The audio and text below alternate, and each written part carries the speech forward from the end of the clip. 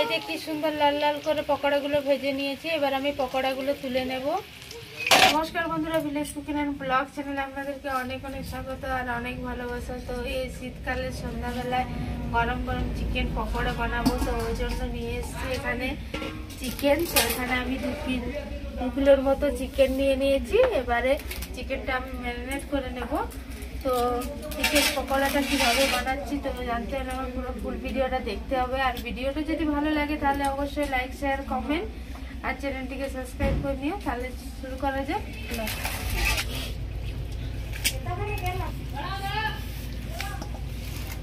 আমি এখানে 2 কেজির মতো চিকেন নিয়ে নিয়েছি। এবার চিকেনটা ম্যারিনেট করে নেব। তো আমি ম্যারিনেট করে নেব। তাহলে প্রথমে আমি ডিমটা ভেঙে নিই। একটা ডিম দেখো তুলতেই ফেটে গেছিল, তো ওটা আগেই দেওয়া হয়ে গেছে। আর এই যে একটা ডিম,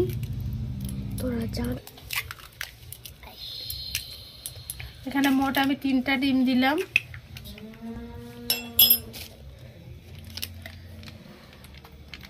দু চামচের মতো দিয়ে দেবো লঙ্কা গুঁড়ো,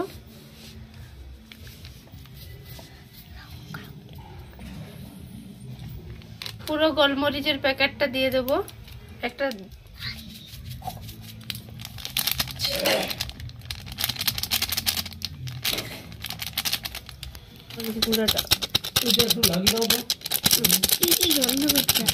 এই যে এটার মধ্যে আমি ময়দা নিয়েছি, তো ময়দা দিয়ে দেবো যতটা লাগবে পরিমাণ মতো।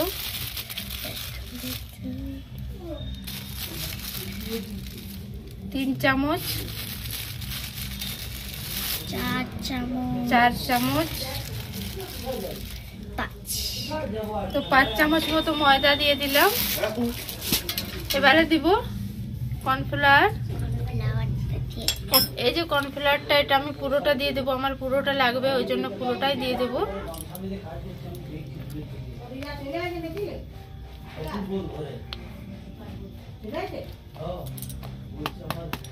আগে তো এটার মধ্যে আমি হাফ দিয়ে দেবো।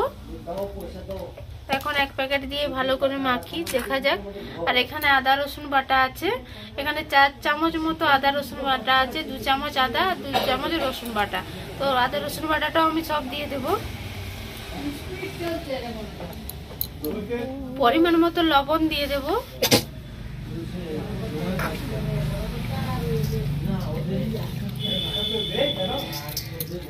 সরষার তেল দেব। এটা লোকভাবে খেজুর গুড়, এটা 5-6 চামচ মতো সরষার তেল দিয়ে দিলাম। মেখে নেব। আর এটা যত ভালো মাখা হবে তত ভালো মুচমুচে হবে পকোড়াগুলো, আর খেতে ততটাই টেস্টি হবে।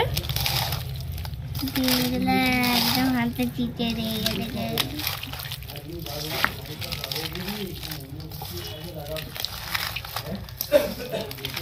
হলুদ দিয়ে দিলাম 1 চামচ হলুদ, যাতে কালার আসে।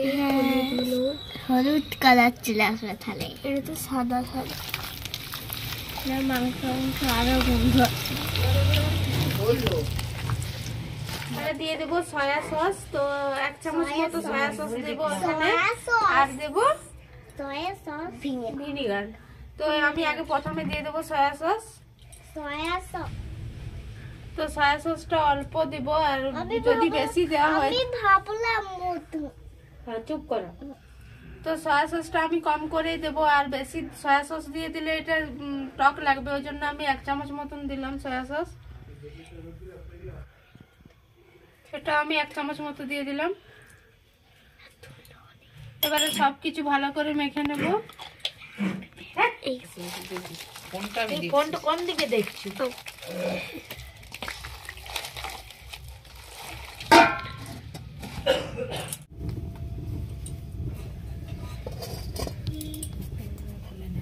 বসিয়ে দেবো। তো কড়াইটা বসিয়ে দিয়ে এবারে গরম গরম পকোড়া ভাজা হবে।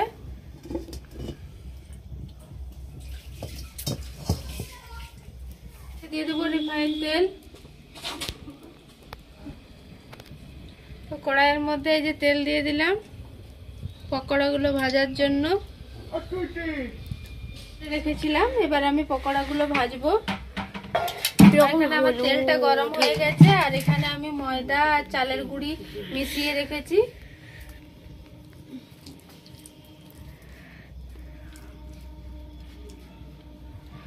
এবারে ময়দা আর চালের গুঁড়ি লাগিয়ে নেব।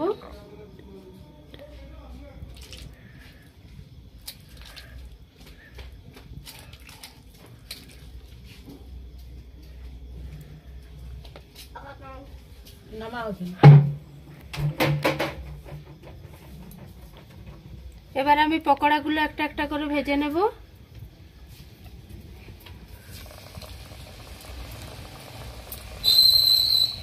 এত কি গাড়ি আসতে পারলি আয়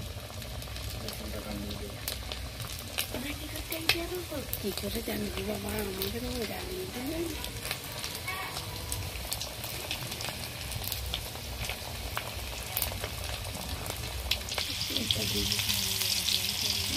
কি একদম সাদা হচ্ছে। তো পকোড়াগুলো আমার এক পিসটা ভাজা হয়ে গেছে, তো আর এক পিসটা আমি উল্টে নেব।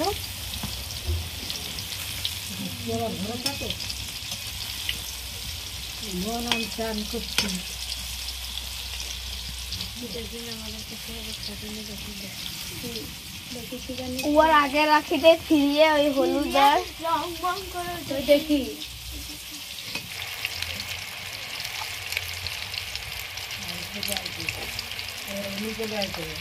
পকোড়াগুলো ভাজা হয়ে গেছে, এবার আমি পকোড়াগুলো তুলে নেব। মা, ও মা, কি লড়াচ্ছে বলো? দাঁড়া, পকোড়াটা তুলো, কি সুন্দর লাল লাল ভাজা হয়েছে। তুমি খাবে? আমার পেটটা খারাপ।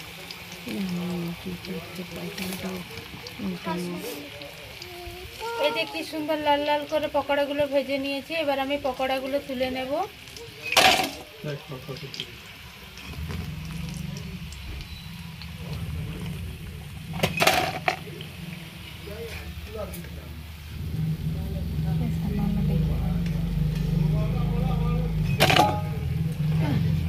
তো আর একবার আমি পকোড়াগুলো দিচ্ছি ভাজার জন্য।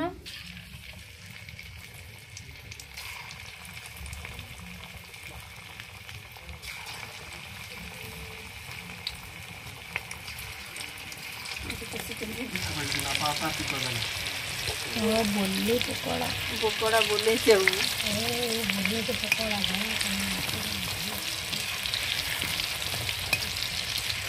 আমার পকোড়া ঘরে আছে না?